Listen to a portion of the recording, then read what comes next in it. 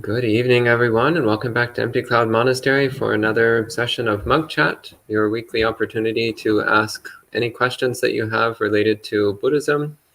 This evening we have with us Bhante Wade, who's been staying here at the monastery for the last couple of months. And my name is Bhante Sudaso. And we'll start by paying homage to the Buddha, and then once that's done, then please type in any questions that you have, and we'll answer them as they appear. Namo tassa bhagavato arahato samma sambuddhassa. Namo tassa bhagavato arahato samma sambuddhassa. Namo tassa bhagavato arahato samma sambuddhassa. Buddhang dhammang sanghang namasami. So, I don't see any questions yet, but hello so far to the people checking in online. So hello to Kumu, Amy, Julie, Maria, Jake, Kim, and Mary. Good to see all of you. And if no questions appear within a very short... Oh, here's a question. Okay. So Joseph says, I'm interested in the Pali word Bhagavati. I noticed it sounds familiar to Sukhavati. Now, what does the term Bhaga and Vati mean? So the similarity here is in the suffix. But they're actually different words. So Bhagavati is the locative case of Bhagavant. So the suffix here being vant, which means one who possesses or one who has. So Bhagavant means someone who has bhaga. Bhaga meaning has the meaning of fortune or wealth or a portion of something. So Bhagavant then means the fortunate one, the wealthy one. And of course, this means in the sense of spiritual fortune, spiritual wealth. Sukhavati, on the other hand, if you're referring to the name of the Pure Land that's commonly used in the Mahayana tradition, I believe that's actually avati in the sense of a dwelling place. So Sukhavati means the pleasant dwelling, pleasant abode. So they're actually, although there's a similarity, they're actually different words entirely. There's no etymological connection at all between them, as far as I'm aware. And next question here. So Louisa says, when I meditate, I see eyes staring back at me. Is this normal? It happens when I am in deep concentration. John Wade, what do you think? Well, it's not something that I've heard of. I'm trying to think if I've heard of an instance of this before. So I haven't heard of any other meditators reporting this. So I'm not sure what to make of it, frankly. Yeah. Well, I mean, my thought is just that it's quite common when practicing meditation that sometimes odd images will appear in the mind, and it doesn't mean anything. It's just the mind making noise. One quote that I find really useful, so I'll paraphrase a quote from Chan Master Sheng Yen. So Chan Master Sheng Yen said, there's two kinds of visions that can appear during meditation. One is just meaningless noise, and the other is genuine psychic powers. And he said, regardless of which kind it is, you should just treat it like meaningless noise. So just as a general principle, keep in mind that we're not trying to do anything special. In Buddhism, we're actually not trying to do anything fantastic or far out. We're actually just trying to become completely familiar with ordinary reality exactly as it is. And that's already special enough. So you say sometimes you see eyes staring back at you. Well, okay. It's just the mind making noise, most likely. I wouldn't put any importance on it. Just keep doing your meditation practice. So especially as long as you're doing some kind of physical mindfulness, like mindfulness of the body, then you don't need to worry about mental images. And Kim says, still trying to wrap my head around what is reborn when we reincarnate. Will you please elaborate? Todd Wade? I answer this all the time, so I think it's your turn. Okay. Sure, it's quite a common question. So thanks for typing in with it. I'm sure other people also be interested in the answer as well. So I think when thinking about rebirth, and this is, I'm assuming this is related to the question of not self as well. It's quite commonly, this question comes in a pair like this, the relationship between not self and rebirth. And, if there is no self, for example, is one common question, then what is reborn? One thing, perhaps a simple way of talking about it, is that as we go through life, we see that we change quite a lot. If we look back to what we were like yesterday, or 10 years ago, or 20 years ago, we see that quite a lot of change takes place.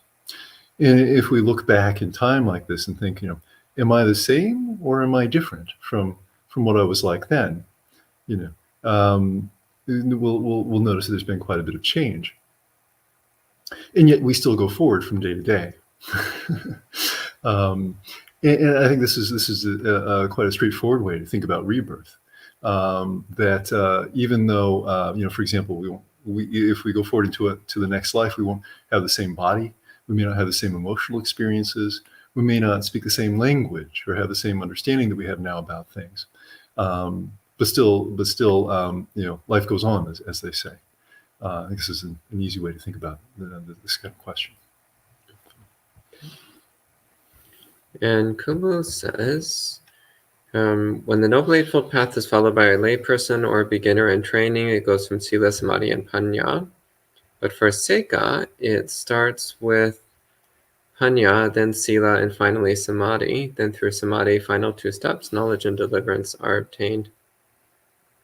I think you're overthinking this. Just do Sila, Samadhi, and Panya. Do them in any order. Do them all at the same time. Do them upside down and backwards. Like, it doesn't matter. Just do Sila, Samadhi, and Panya. The order doesn't matter. You need all three anyway.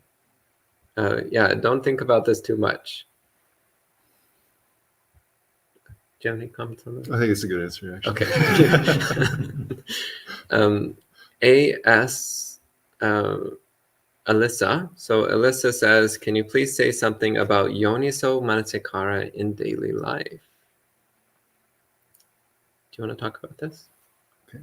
Yeah.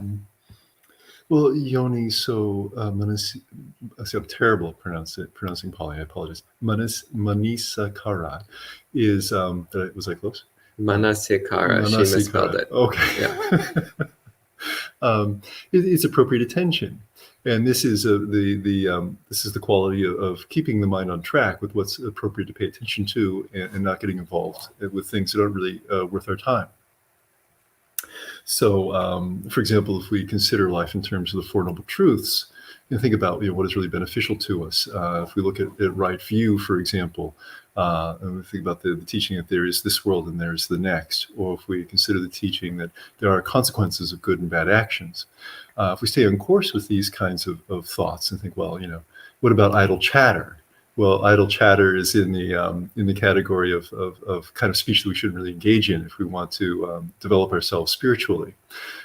These are quite a black and white kind of comparison. We want to stay on the road of thinking about things that are skillful and that will cause us to do skillful things and not fritter away our time. So this is a pretty simple way of thinking of appropriate attention. One way of developing this, if we talk about that a little bit more, is to think of the 5 subjects for frequent recollection. A set of recollections that the Buddha recommended for all people to do on a regular basis, very frequently. They're the recollection that I am subject to aging. I have not gone beyond getting old. I am subject to illness. I have not gone beyond getting sick. I am subject to dying. I have not gone beyond death. And everything that is dear and pleasing to me will change and will be separated from me. And then lastly, that I am the owner of my actions and I'm dependent on my actions. Whatever I do, whether it's for good or for ill, of that I will be the heir. And recollecting these frequently will help us stay on the right course and pay attention to the things that are really important in life. Yes. And Robert says, can you please explain the difference between emptiness in the Polycyptus and the Mahayana Sutras? Well, actually, as far as I can tell, there isn't a difference. The Mahayana Sutras being a lot longer and more complicated, then they tend to make it sound a lot more, well, detailed and complicated. But the underlying principle, as far as I can tell, is not actually different. It's fundamentally the same. So it's the idea that all phenomena are inherently insubstantial, ephemeral, conditional, not quite absolutely real. And yet it's not quite accurate to say that there's nothing there either. So this is a concept which we find in many, many places in the Pali Suttas, and the Prajnaparamita literature of the Mahayana canon goes into it in excruciating and mystifying detail. But the underlying principle is exactly the same as far as I can tell. So you will sometimes get people presenting a viewpoint where they're saying that there's some subtle difference, but as far as I can tell, it's just word games. The underlying principles are identical. So I always find it one of these kind of odd things that every now and then you get people who say, oh, Theravada doesn't talk about emptiness. And it's like, yeah, actually it does. It appears in many, many, many places in the suttas.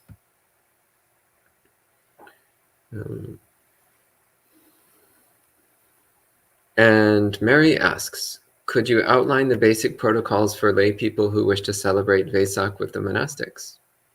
Tom Wade? Okay, sure. Well, it's interesting question. Great question. Of course, Vesak is coming up relatively soon. Many monasteries in the Theravada tradition will be observing it in early June this year. Usually it's observed on the full moon of May.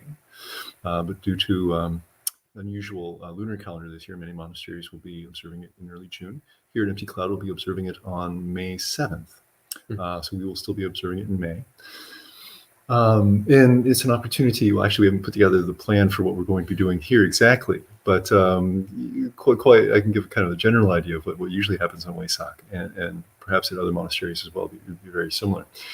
It's quite common for lay people to come in the mornings to offer food to the monastics and receive a blessing, hear a Dhamma talk, and perhaps do the traditional morning chanting of one kind or other.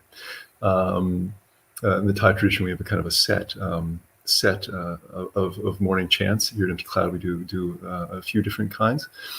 So that would be the morning program. Then it's quite common that in the evening there would be a circumambulation. So perhaps starting out with some kind of evening worship chanting, some meditation, and then a Dhamma talk. And then a circumambulation of a holy place, such as a Dhamma hall, or I think perhaps here we'll probably be doing it at one of the large Buddha images outside, hopefully with candles, incense, and flowers. This is traditional in Thailand anyway. And then perhaps people will stay up late meditating. It's quite common on the Vesak Puja also. So for the lay people, the protocols are kind of the general monastic protocols. That when you come into the monastery, we usually ask the lay people to observe the 5 precepts, very, very straightforward. Usually to dress modestly and to try to, what they say in Thailand, to be somruam, to be kind of calm and collected in the monastery. With the idea that we're in the monastery to develop good qualities and to have some mindfulness, and that it's I almost use the word solemn, but I don't mean solemn in a heavy way. But it's an important occasion. It's an important opportunity to do good karma and develop good qualities, and so we want to try to be mindful and take advantage of that. And joyful. Joyful. So this is. It's important to keep in mind that, of course, Buddhist monasteries are serious places, but they're places to seriously pursue happiness. So yes, we maintain dignity and composure, but with a happy and joyful mind. And Sud says, what advice would you give someone who has limited time to meditate? How can one continue to progress on the path in day-to-day life? Well, first off, of course, keeping sila, practicing kindness and patience to every sentient being that you encounter, maintaining constant mindfulness of the body at all times.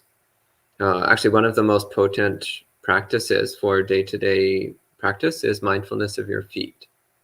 We spend a lot of our time standing or walking or sitting with our feet on the ground if you're in a chair. So constantly focusing on the feeling of your feet against the ground. This practice alone can do incredible things for developing your mind. Yeah, and practice equanimity. So try to keep the mind from reacting strongly to anything you experience, whether it's pleasant or painful. Try to always keep the mind calm and aware. So these are a few things that come immediately to mind. Anything else you'd like to add? I think maybe if I may add one thing, that is to that while we want to progress on the path, we all find ourselves in different circumstances at different points in life. And one thing we can remember through it all is that as long as we're doing some practice, that we're developing our spiritual virtues. And so that if we don't have the opportunity to practice as much as we want to right now, as long as we're keeping our precepts, we practice to the extent that we can, we're taking care of whatever duties we have in life, that we're still developing our spiritual virtues. And this may bring about the opportunity in the future to have more time to practice. And when we have that opportunity, we'll have more spiritual virtues accumulated to support us when we do. And Manal says, what is the root of the 4 yogas described in the Yoga Sutra? Would it be self-view or wrong view? So it depends on whether by Yoga Sutra you mean the Buddhist Yoga Sutta or the Hindu Yoga Sutras, in which case we're going to be talking about very different things. So I think you would probably upset a lot of people if you said that the Hindu Yoga Sutras were based on self-view and wrong view. So I'm not going to go there. I'm going to assume you're talking about the Pali Suttas. So what's the basis of attachment, which is how the word yoga is commonly used in the Pali Suttas? Yeah, it comes from wrong view. It comes from the wrong view that, one, that we're actually able to hold on to an experience. So not recognizing the impermanence of all things. It comes from the wrong view that through getting what we want, that we'll be happy. So the wrong view of sukha. And also the wrong view of self, and that the belief that there is me, which is able to attach to things and hold on to things. So it actually comes from the 3 basic wrong views: the wrong view of permanence, the wrong view of pleasure, and the wrong view of self. Which is why the Buddha encouraged us to practice the 3 correct perceptions. So the perception of impermanence, so anicca sanya, the perception of dukkha, so recognizing that everything is unsatisfying, dukkha sanya, and recognizing that everything is impersonal, not me, not mine, so anatta sanya. And so Joe is following up on his earlier question. He says, just to clarify, Bhagavati wouldn't mean the blessed land or abode of the blessed. No, it would not. What would you say is the best term for a blessed abode island? I wouldn't. I just wouldn't. I wouldn't say blessed abode. Yeah, I just wouldn't say that. Well, for one thing, I don't believe that blessed is a good translation of Bhagavat. I think it's actually a phenomenally bad translation. Unfortunately, it's relatively pervasive in English translations of the suttas, so it's almost become a technical term that means Bhagavat. At that point, we might as well just say Bhagavat. Yeah, Bhagavat does not mean blessed one, I'm sorry. As much as I like the word blessed, that's not a correct translation. And one hole of a guy asks, why do only some disciples of the Buddha receive the title Maha? For example, Venerable Moggallana is called Maha Moggallana, but Venerable Sariputta is never called Venerable Maha Sariputta. Do you want me to answer this? You gave me that look. I only have an idea. I don't know what the real answer is. So the reason is because many of the names of monks in the suttas were semi-common names. Okay. So there was not only one Moggallana, there were actually many monks named Moggallana. So the reason why Maha Moggallana was called Maha Moggallana was to specify, like, this isn't the ordinary Moggallanas, this is the great Moggallana, like the top dog. So it was similarly Maha Kachana, because Kachana was a relatively common name. So we needed to know which Kachana we were talking about. So that's why. Nowadays, the term Maha is sometimes used as an honorary title for certain monks, but that's nothing to do with how it's used in the suttas.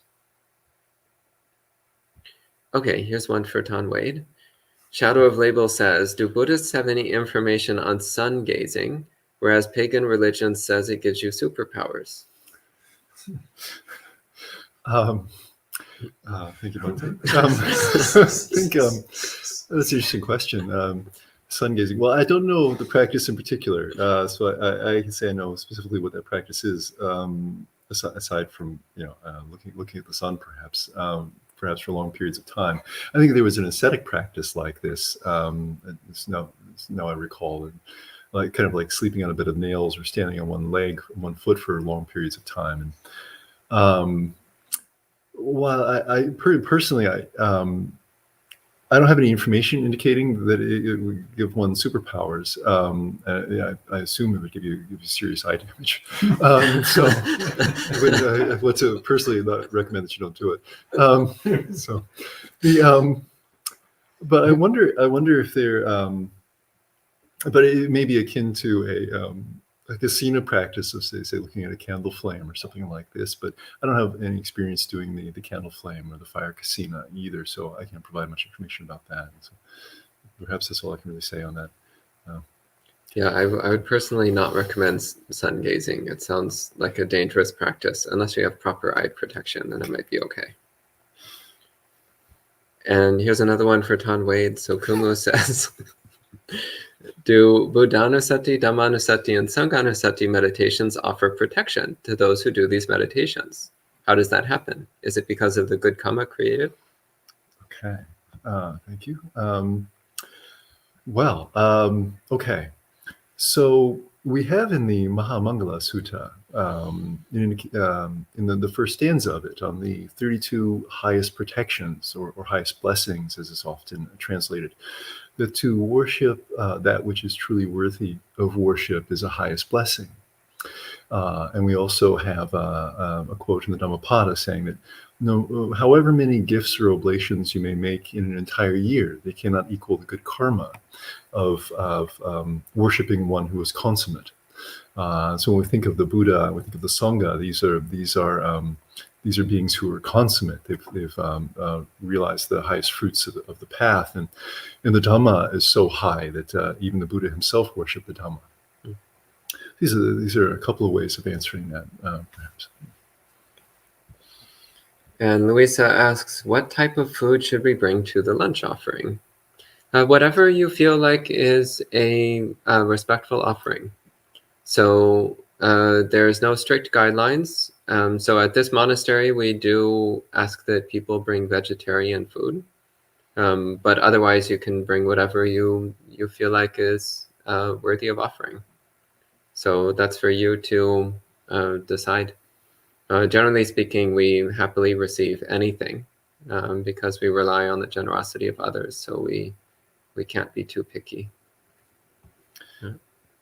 Yeah. I wonder if you allow me. I thought of another answer to Kuma's question about the protection of the recollection of the Buddha, the Dhamma, and the Sangha. That actually there's the Buddha tells us in the Dajaga Sutta that they are also protections against fear. He says, if you find yourself in a scary circumstance, if you remember the Buddha, the Dhamma, or the Sangha, then your fear will go away. And so I think I found it helpful at times in that way as well. So I recommend that too. There's a sutta in the Book of Fives, in 520, and the verses after it, the poetry is like, the deities protect one guarded by the Dhamma. They refer to householders, right? A lot of faith in the Buddha. and Sila, the deities love these people and protect them, allow them to be successful. Wow. Yeah, the Dharma protecting devas. Yeah.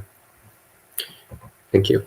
And Joe has another question. Joe says, for attachment to rules and rituals, by this I assume you mean Silabhata Paramasa, if a stream mentor and an unenlightened Patujana were both engaged in a ritual, what would the difference be? How should one be mindful of rituals? So this is an important question. So Silabhata Paramasa means a wrong grasp of spiritual practices, a wrong grasp of religious practices. So religious vows, religious ceremonies, and so on. Someone who is a stream mentor or higher doesn't necessarily stop engaging in any kind of ceremony, but rather they have a correct understanding as opposed to a wrong understanding. And so the difference here is, for example, a wrong understanding might be something like someone who believes, if I just go in the shrine room and bow to the Buddha statue 3 times every day, then that will purify my mind. Or someone who thinks, I have to bow 3 times, and if I don't, then I'm going to hell. So these would be examples of Silabhata Paramasa. Or someone thinking like, there's only one right way to arrange the forks, and I have to arrange the forks in the right way. This is Silabhata Paramasa. So on the other hand, someone with a correct understanding of Sila and Vata, so correct understanding of habitual practices, religious ceremonies, and so on, instead they might think, okay, so now I have an opportunity to bow to a Buddha statue. While bowing to this Buddha statue, I will remind myself of the qualities of the Buddha, and that these are qualities which are worthy of respect, that a Buddha is a respectable person. And by doing this bowing, I will bring up in my mind that sense of respect and appreciation for Buddhas. I'll bring up in my mind that reverence for the qualities of the Buddha and the aspiration to cultivate those same qualities. So from the outside, you will just see a person bowing to a statue. But there's a very big difference on the inside. So with Silabhata Sampanna, so the Silabhata Sampanna is the correct understanding of Sila and Vata, correct understanding of religious practices. One recognizes that the ceremonial practices are external reminders to help us to develop the internal qualities of mind. And it's the internal qualities of mind that lead to liberation, not the external practices. So you might still see a stream mentor bowing to a Buddha statue, but they'll be doing so as a way of supporting the internal development of the heart. Whereas a Patujana, they might be bowing to a statue just because their parents told them to bow to a statue, or just because they went to the monastery and they see other people bowing to a statue, or maybe they're just doing push-ups and we only think they're bowing. Like, you never know. But they might be bowing for entirely the wrong reasons and not be doing it as a support to the spiritual practice. That said, most of us start off doing things for the wrong reasons, and over time start to develop a more wholesome relationship with these practices. So it's also good to not be too judgmental, especially not judgmental of others, but also with ourselves. We're always just trying to steer ourselves in the right direction. And recognizing that between now and enlightenment, we're going to pass through many, many stages of unenlightenment. So forgive yourself in advance for all of the unenlightened things you're going to do over however much time you have left.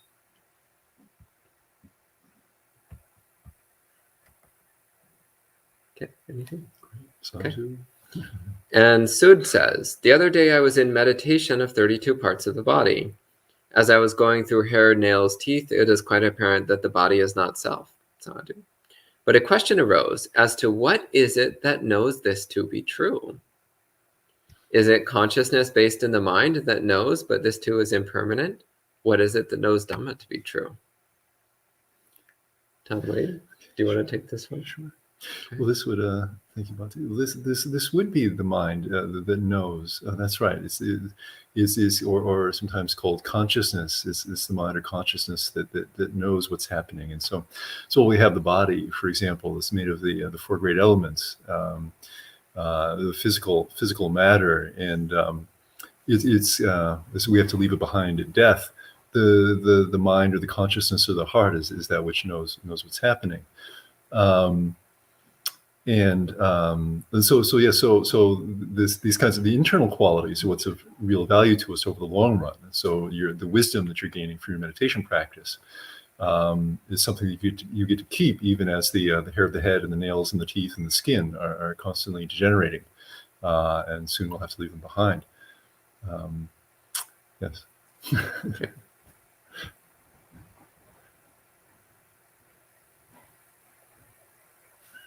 So Shadow of Label says, back when you said there is no God that says what is right or wrong.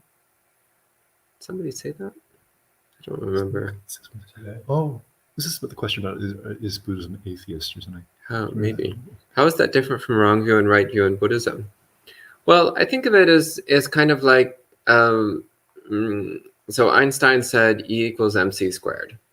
So one of the most famous statements in science over the past 100 years or so.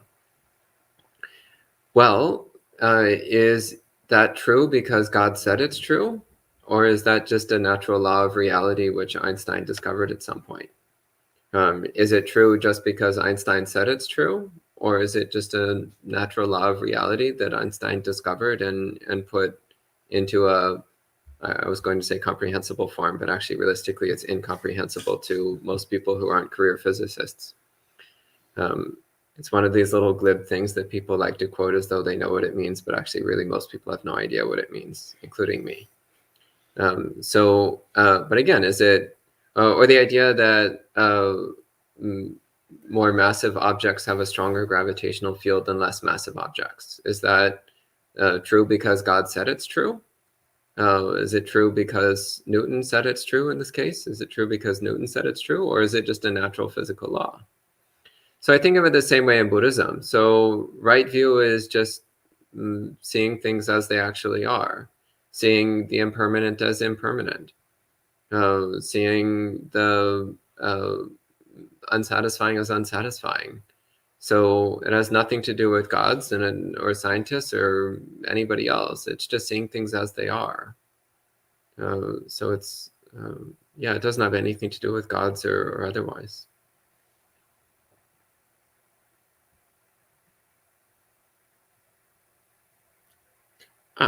Since you're the master of dedicating merit. So Jake says, what is meant when someone dedicates the merit of a good deed to somebody else? I'm unsure how that works, if only we are the owners of our karma. Didn't we go through exactly this last mug chat? We did. Maybe this person wasn't able to tune in. Maybe we could just refer Jake to listening to the previous week's mug chat, because you actually gave very detailed explanations. So Jake, in last week's mug chat, Tan Wade gave very detailed explanations on how dedication of merit works. So I recommend listening to last week's mug chat. Not that I'm the master of sharing merit. I just was repeating some things I've been taught and this kind of thing. So Jay Sohi says, ever since I've been doing contemplation of the Karniya Metta Sutta, I found benefit by reducing sense desires, addiction to entertainment. However, I've also noticed increased discontent.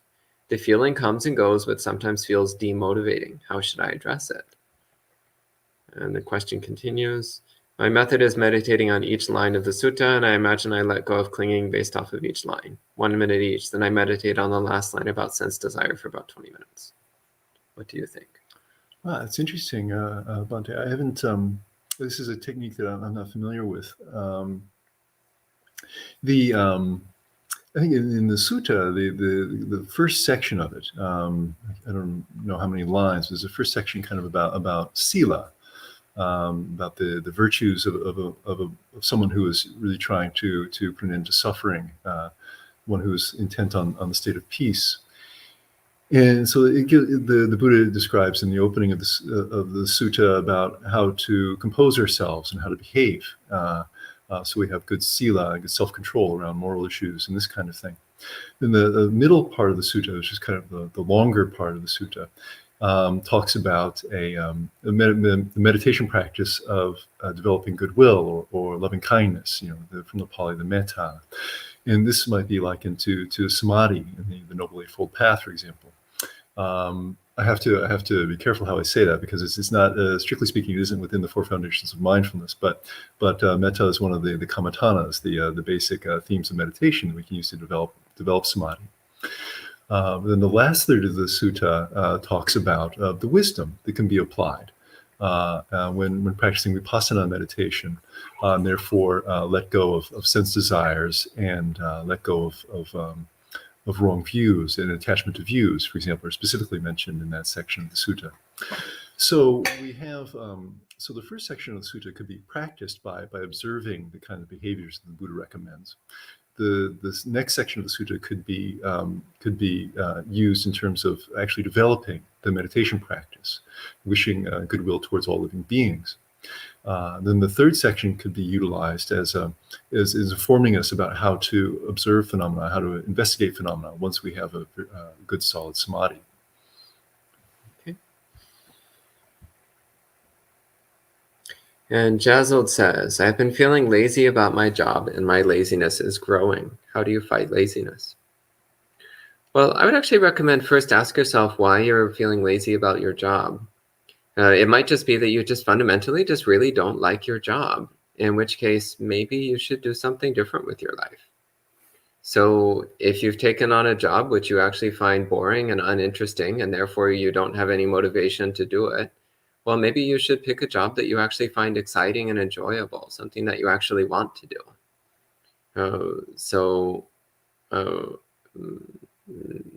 If you don't know what you want to do, well, then it's time to explore your options.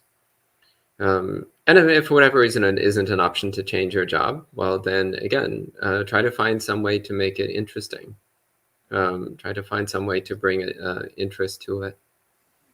Recognizing that the mind has the capacity to choose to either be interested or not interested in something.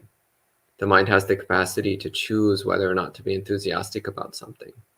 But this requires training, because we're used to being very passive about things like interest and enthusiasm. We think either it's there or it isn't there. So we usually have a passive attitude. But these are qualities of mind which can be actively cultivated if we choose to. So that would be another option. But yeah, I think fundamentally, if you just don't like your job, then maybe it's time to do something different. Nobody's forcing you to stay in the same job forever. You can try to find something different, something more interesting.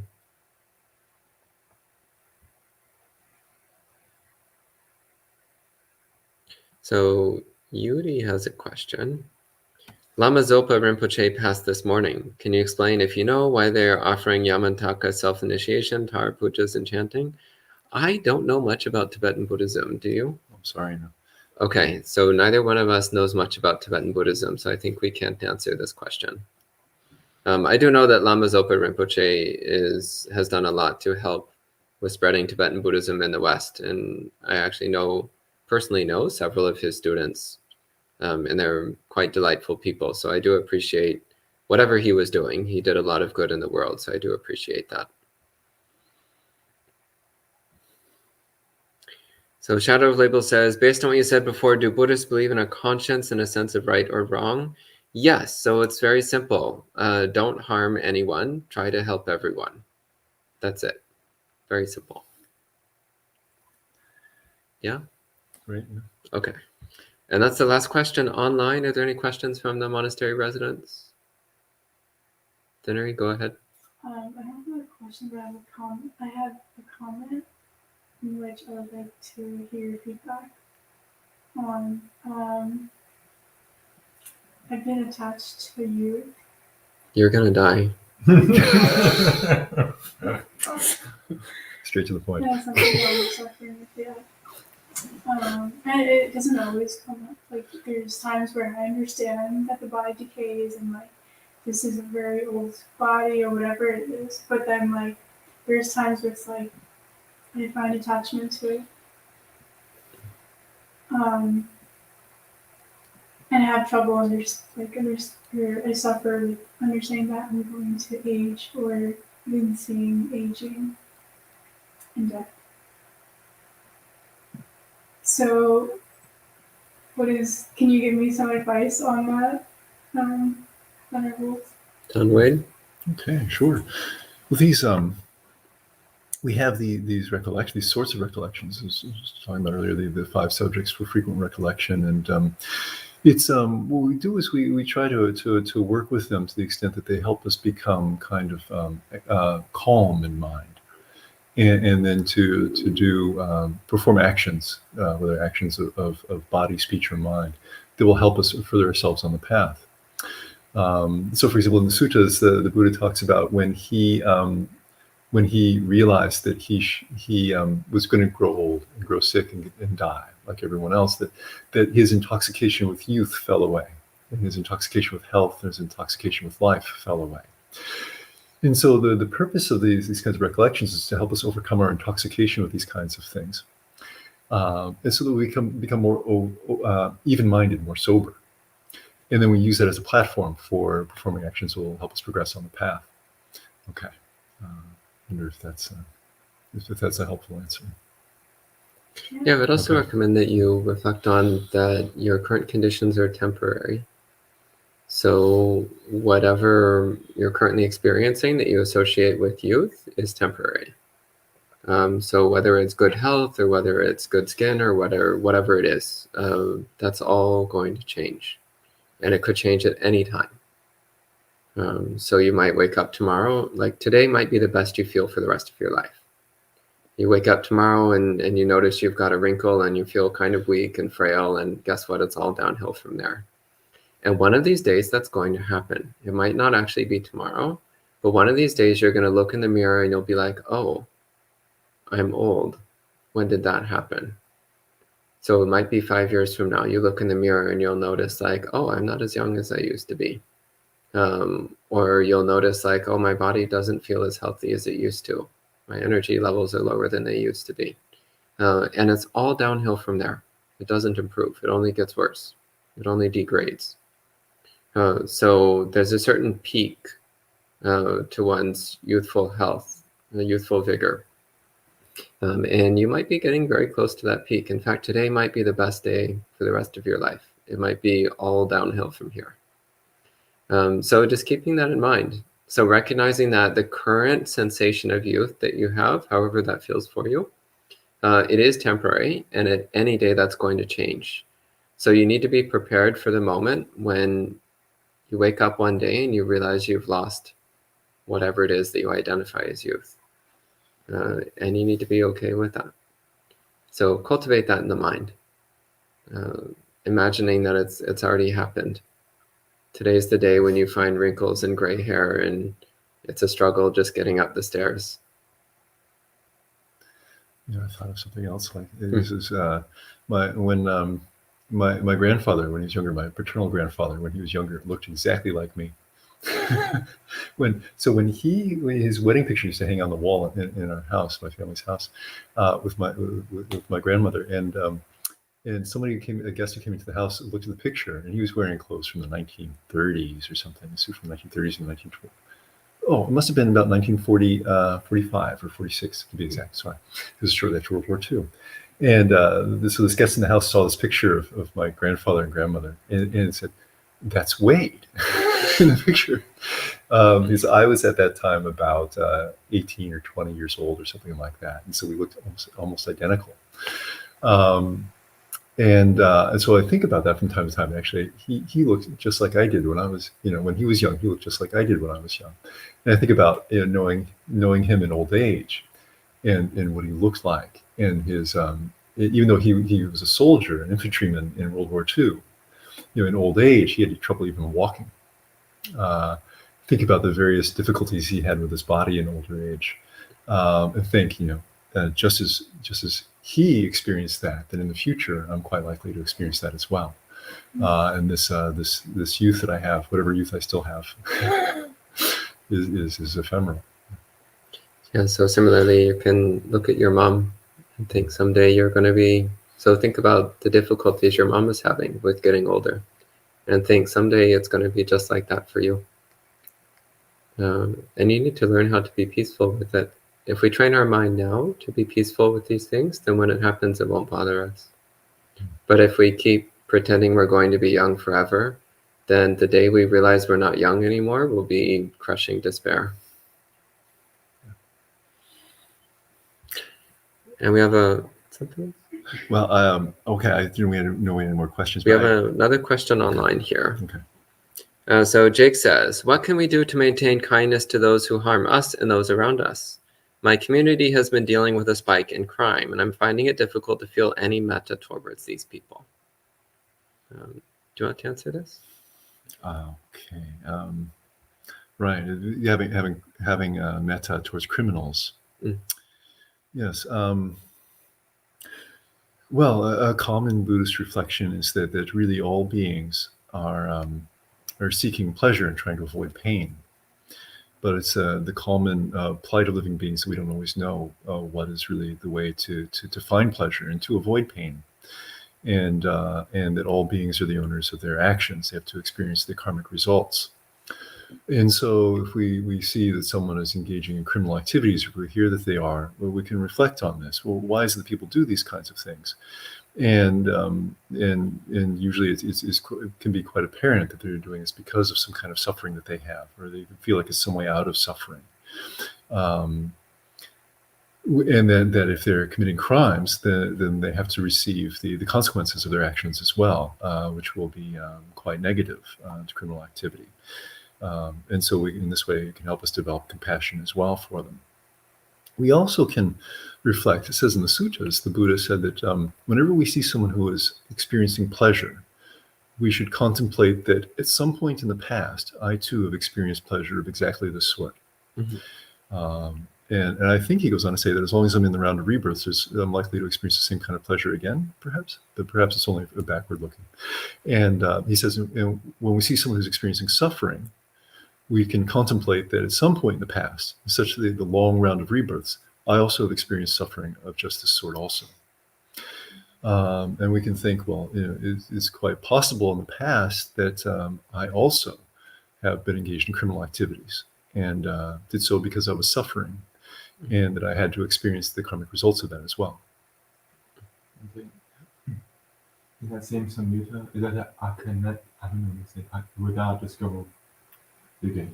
Okay. And there is a sutta that says just that, and all bhikkhus are just more than water in the ocean, or the amount of blood that you've shed when you're slaughtered as oxen, or cattle, or highway robbers. So there you go. Yeah. Yeah. Yeah, so we've all been criminals at one point or another. Yeah. Okay, and Sud asks, are there steps to the 32 parts of the body meditation? Once one goes through all 32 parts, what should one focus on afterwards? There are not steps. You can be creative with it. Do things in whatever order or sequence you want. Do things in whatever way supports mindfulness of the body and the development of equanimity. So the meditation on the body parts, it's meant to cultivate a clear awareness, both inside and out, of one's own physical experience, and equanimity towards body, both one's own body and also other people's bodies. So it's about cultivating a calm, cool, clear, peaceful awareness of bodies. So there's not like a single right way that you have to do things in a single sequence, but you can actually be creative and explore the meditation, explore doing things in different ways, and see what supports the development of mindfulness and equanimity. And Jason, did you have a question? Yes, my question is about the 5 hindrances. Is that something that should be viewed as like a complete set of the possible hindrances that you could have to achieving samadhi, or are they just possibilities that you may see in meditation? What do you think? That's a great question. I believe, for a moment I had to think about the hindrances and the fetters. Remember that the Venerable Anuruddha, there's a sutta in which the Venerable Anuruddha is consulting Sariputta, and he seems like a very straightforward proposition about his meditation. For example, he says, I've been practicing, but I haven't attained yet. And Sariputta says to him, well, that very statement indicates that you have impatience, for example. Right? And so that, I think, I'm not 100% sure, but I don't think that necessarily would fall into one of the hindrances. What do you think, Bhante? Would that be considered a hindrance? Because Anuruddha, the reason I'm bringing it up is I think, well, Anuruddha probably had really, really solid samadhi by that point. I think he was an anagami already. Impatience. Well, impatience usually comes from either desire or aversion. Right. So Restlessness? Yeah, restlessness also, yeah. Okay. Yeah. So even though he could, if he sat down and meditated, he could go into samadhi probably pretty easily, but sometimes he also found himself having to work with this hindrance as well. Okay. And there's another statement in there where he's talking about it's something like, I've practiced and I've attained such and such a level, and I have this kind of samadhi or something like that. Talking about how he's already achieved so much, but he still hasn't attained arhatship. And Venerable Sariputta says back to him, these statements indicate your self-view. Yeah, your conceit. Your conceit, right? Yeah, your arrogance. Right, okay. This is near 3120 in the Gotra. Is, I surveyed the past and full world system, but I still have not, attained it. And then Venerable Sariputta says, well, that's your conceit, but you haven't, and then that's your restlessness. Okay. Yeah. Like, restlessness. Yeah, restlessness. Okay. Yeah, so my general feeling is that, pretty much anything you can fit under one of the 5 hindrances. Okay. Because it's actually quite a broad set of categories. Yeah. Okay. And Scott asks, can you speak about how to overcome the mind's tendency to blame the world around us for our suffering, especially the monk next to us? These mind states terrify me. Okay. So this comes from, especially the monk sitting next to us, this comes from a story I think we were talking about last week with regard to family harmony, that we, in the family of monastics within a monastery, one monk told a story about how sometimes it can be so difficult to get along with people, even people who are, so virtuous and developing skillful mental states like your fellow monastics. And so it can even, the mind's tendency to be critical can take such a turn that eventually you think that the monk sitting next to you causes 80% of all the suffering in the entire world. So it can get quite exaggerated and quite ridiculous if you stop and notice what's happening. Can we speak about the tendency of the mind to? Well, this is, you see, what happens is that we have these kilesas, the greed, aversion, and delusion, and this kind of negative criticism comes from the aversion kilesa.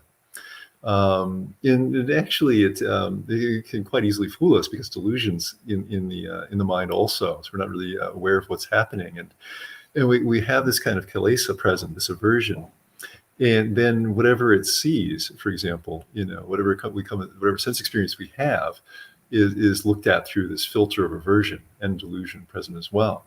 And so if we can develop mindfulness and see clearly what's going on in the present, to kind of get onto ourselves, if you will, then we can short circuit this process. It helps to remember, things kind of are as they are, and there are kind of, you could look at everything as having some good aspect or some bad aspect, but am I really being kind of even-minded and fair? And what happens if I assert some mindfulness? And kind of clear out the defilements out of the mind, and maybe we'll probably see things more evenly. Great. And M asks, do you have any experience with the Satipatthana method developed by Venerable Analayo? Personally don't. Do you? No, unfortunately. Okay. No. And I've read his books, of course, on Satipatthana, and good book, as I recall. But I haven't attended any of his meditation courses. Adrian says, would it be possible to touch upon restraint of the senses, particularly sensual cravings of the flesh? So the Buddha defined sense restraint as not latching on to the features and characteristics of whatever we're aware of. So the way I understand this is that whenever we're having any kind of sensory experience, if there's some detail or characteristic which inflames our defilements, so inflames our desire or aversion, then we shouldn't fixate on that characteristic.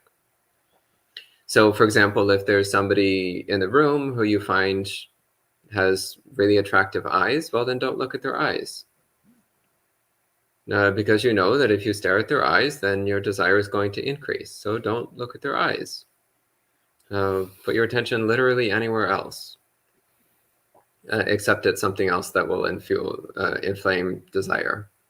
Or if there's somebody in the room who you just like hate the hell out of that person, well, then don't look at them. It's actually pretty simple. Or if somebody's wearing a shirt that you really dislike, well, then don't look at their shirt. Like, so the Buddhist instructions here, they're actually quite elementary, but sometimes we actually need to be told these things because it's, again, if staring at something increases your desire, don't stare at it. It seems straightforward, and yet for some reason we have a hard time understanding these principles. Yep. And of course, it goes also with mental objects. If mental objects are connected with desire or aversion are arising, well, then don't direct your mind towards those mental objects. Direct the mind towards any other mental object, even to the point of just generating noise in your mind. So like repeating a word over and over again, just to drive out whatever distracting thoughts are present. But anything other than the thought which is fueling your defilements. And Cameron says, could you speak on gradual training for laymen? Okay. Sure. Well, pardon me, maybe out of my depth. The thing of the term gradual training, I think of the gradual training described in the suttas by the Buddha for usually applied to, or perhaps exclusively applied to training monastics. And so I can think of perhaps how to answer this in regard to lay people also, but I would like to ask Bhante Sudaso first. Is the term gradual training in the suttas applied to lay people as well in any instances? I mean, it depends on what we're translating as gradual training. Okay. If we mean anupubing katang, then it's for both monastics and lay people. Okay. In fact, commonly spoken to lay people.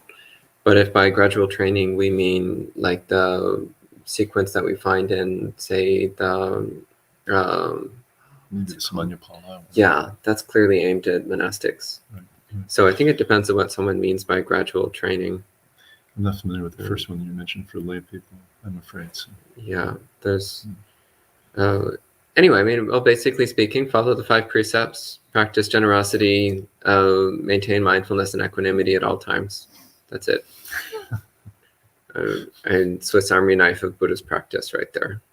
Isn't sometimes gradual training for lay people is what you were saying? Like, the Buddha, like to Uga, the general, the Buddha saying like why the Buddha is so profound, and then he's like, the Buddha gives me a gradual talk. He teaches me gradually on Dana katang, sila katang, saga katang, etc. Yeah, that's anupubing katang, as I mentioned before. Okay. So that's usually gradual teaching is how that's discourse, yeah. Mm-hmm. Yeah, whereas gradual training is normally referred to the sequence of training monastics. Okay. So sense restraint, etc., leading up to jhanas and the elimination of the asavas. And Sud says, it seems some meditations like the 32 parts deal with eliminating lust. Loving kindness destroys ill will. Is there a specific meditation that helps develop the perception of non-self? Yes, impermanence. Impermanence directly targets non-self. And M says, what was before the Big Bang? If the answer is another universe, surely there must have been a moment that was a beginning. Doesn't that speak for God? What Buddhist perspective do we have? Tan Wade? Sure. Well, from the Buddhist perspective, I think the source we'd go back to is the suttas, in which the Buddha said that looking back, he couldn't find a beginning, that there is no discoverable beginning. And so I think technically the beginning isn't ruled out, but simply that no one's able to find it. And so it's been a moment. Doesn't that speak for God? And so whether or not this speaks for God, actually, since we don't know if there was a beginning, what it was, then how can we really speculate about whether it would be God or not? I think we're kind of out of our depth. And so the Buddha, from a Buddhist point of view, if we look back at yoniso manasikara, the appropriate attention, we were talking about earlier in the evening, the Buddha would direct us back to our experience in the present. That is that there is suffering. The cause of suffering is craving, and that there is an end of suffering, that is nibbana, and that there is a path, the middle way, that leads to the end of suffering.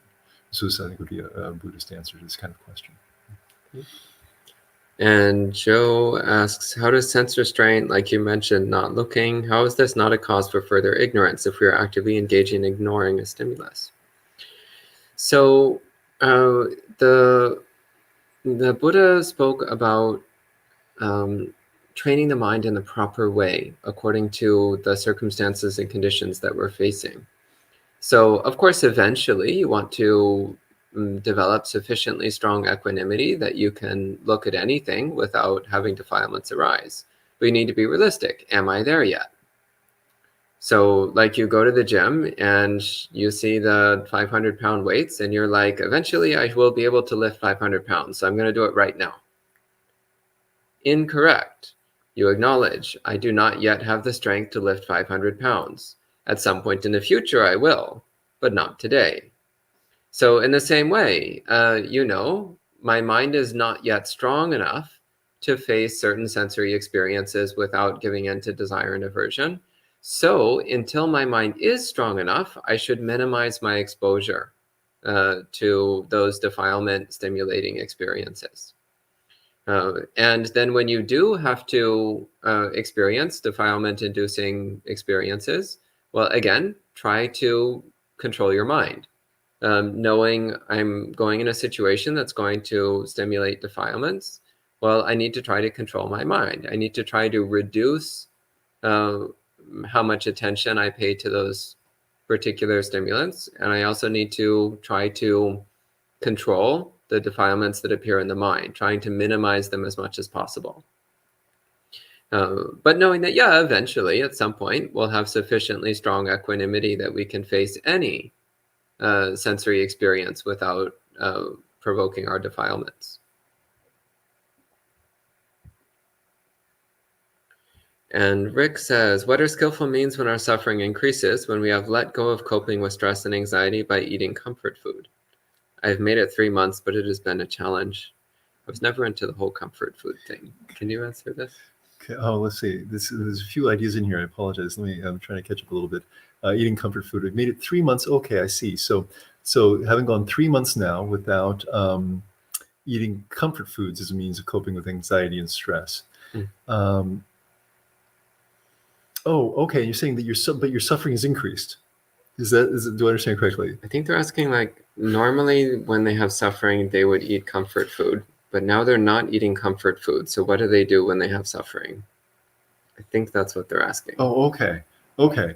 So there's some other suffering in your life that you used to cope with by eating comfort foods. Now you don't have that as something to rely on when you're encountering suffering. Okay, so great. Okay, thank you.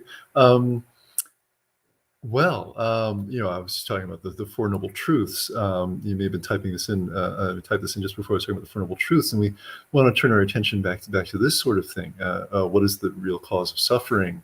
And the real cause of suffering, it comes from within us. The second noble truth is the cause of suffering is craving. And so when we have experiences of different kinds of situations in life, we can say, well, this is some kind of a sensory experience that's happening. Say if somebody says something we don't like, or if somebody passes away, a loved one passes away, for example, or if we get fired from our jobs, or if we're experiencing old age, we can recognize that these are all normal kinds of experiences in samsara. These are sensory experiences we're having. And the suffering that we have in regard to these internally is actually being initiated in the heart. And so to solve the problem of suffering, we have to go into the heart, and we have to deal with it there. And so the Buddha gave us a range of practices. The three most commonly talked about, of course, are the generosity and keeping precepts and practicing meditation. And we can also look at this as an opportunity when we're experiencing suffering. So, well, maybe is there a way that I can improve my practice? The Buddha, I have to apologize. The monks were always saying, maybe you can do more. And I think sometimes the people we talk to, they think, boy, these monks are never satisfied. They were telling us we should be meditating more than we are. This kind of thing. But there's a precedent in the suttas. The Buddha said that the teacher isn't really satisfied until his students have gone beyond all suffering altogether, because the Buddha has so much love for us. And so he recommended, for example, that lay people try to observe the Uposatha day, which would fall roughly by the current calendar. Our modern calendars would fall every week. And would it be appropriate for us to go into a monastery or a meditation center or a quiet, secluded place and try to have a time out to observe precepts and practice meditation, being an integral part of the path the Buddha recommended for lay people. And this, over the long run, is quite satisfying to the mind, gladdening to it, and brings a great deal of peace. Great. And Sud says, can you elaborate a bit on how one does meditation of impermanence? Well, briefly speaking, pay attention to the constant change of your sensations. So physical sensations are usually the easiest place to start, but also this applies to mental sensations as well. Just pay attention to the fact that it's all constantly changing. And as you do this, then you'll start to realize that there's nothing solid anywhere. Never has been, never will be.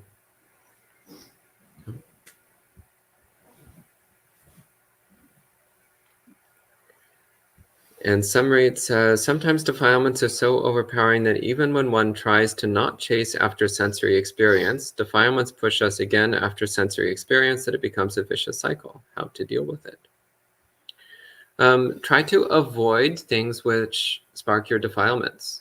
Again, the Buddha said there are defilements to be abandoned by enduring, but there are also defilements to be abandoned by avoiding. So the Buddha was quite clear that sometimes the proper strategy is to avoid situations which are too much for us. So try to avoid situations which increase your defilements. And when you do just get completely overwhelmed and you go on a defilement fest, well, it's understandable. In that case, just watch your mind. Watch what happens. Watch how messy and uncomfortable that is. And it always seems like a good idea at first, but then watch what actually happens and you'll see, oh, there's dukkha. So even while you're indulging your defilements, pay attention to the dukkha, because this is contemplating the first noble truth. And from that, the second noble truth. And that will help you in the future to be more restrained, because then next time you see the defilement cycle starting, you'll remember, oh, wait, this is dukkha. This is suffering, this is painful. And then you'll do it anyway. And then you'll be like, oh, yep, yeah, it's dukkha. And eventually you'll start going there and you'll be like, no, I really don't want the dukkha. And then you'll realize, oh, this time I restrained myself. So that's something you can do, is contemplating, paying attention to the dukkha when the mind is in a defilement cycle. And that will make it easier to restrain yourself next time. And Alex says, are there any Theravada monastics considered holy or are referred to as His Holiness, like the Dalai Lama? Depends what you mean by the word holy. So the term His Holiness, by the way, is copied from what they call the Pope, which there's actually lots of people in Tibetan Buddhism that are called His Holiness or Her Holiness. So it's not just the Dalai Lama, it's actually a term that's used for many of the highly respected teachers in Tibetan Buddhism. But in Theravada, I actually don't know of anyone using His Holiness or Her Holiness. It's kind of cute. Maybe we'll start using that. His Holiness Tan Wade. Yeah. We can start abbreviating it like HH Tan Wade. Briefly, no. I wonder about it. What if the idea is like they call him His Holiness because the Dalai Lama is, if I understand correctly, he's the head of the Tibetan Sangha. He's the head of one of the four branches of the Tibetan Buddhist Sangha. Okay. Thank you. Well, for example, in Thailand, they have the heads of the Sangha. There's the Sangha Raja, which actually translates kind of strangely into English. The king of the Sangha, I guess is how it translates, Sangha Raja. But and I think they have one for each of the two major sects, Maha Nikaya and Dhammayut, as I recall. So even though they wouldn't use the term His Holiness, I think it's kind of the equivalent meaning kind of thing. Is that possible? I mean, that's actually a relatively similar thing, because the Sangharaja system in Thailand was actually a direct copy of the Vatican in Italy. And the Sangharaja role is actually a direct copy of the Pope. Okay. So that actually would be a quite relevant thing. Okay. And it is, in fact, a strictly political position. It's just a political position where you have to be a monk to get appointed. Right. So that's, and it's all really weird. Whenever you start mixing politics with Buddhism, things get weird. So I try to avoid anything like that. And Adrian says, would it be possible to touch upon reflex perceptions? I have no idea what that means. Do you have any idea what reflex perceptions? Well, okay, I haven't heard that term in particular, but I wonder if it might mean, if the meaning might be that there are different kinds of perception. The word perception in polybuddhism, if I understand correctly, is used in a couple of different ways in terms of, like, for example, the immediate recognition and labeling of a sense object as being this or that kind of perception, and then kind of proliferative perceptions, where then having come to our own understanding of what an object is, then we think about it and we form ideas about it and think about it and so on, proliferating. Is this, I wonder if it might be worthwhile to talk about, so the term reflex perception to me might mean the first one. Is it, do you think it might be worthwhile? Okay. If we try to talk about perception a bit, there's I don't want to get into speculating. Okay. So Adrian, if you give a definition of the term reflex perception, then we might be able to say something more. For the second part of your question, Adrian says, how can I take refuge in myself if there is no self?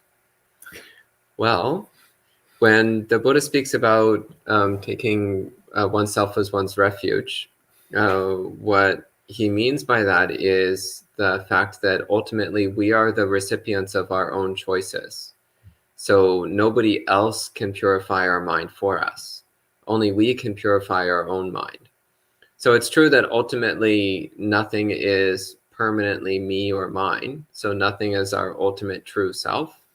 But what we do recognize is that the decisions that we make are what determines our experiences.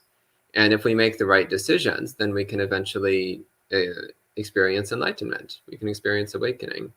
So that's what the Buddha means when he says to take yourself as your own island and your own refuge.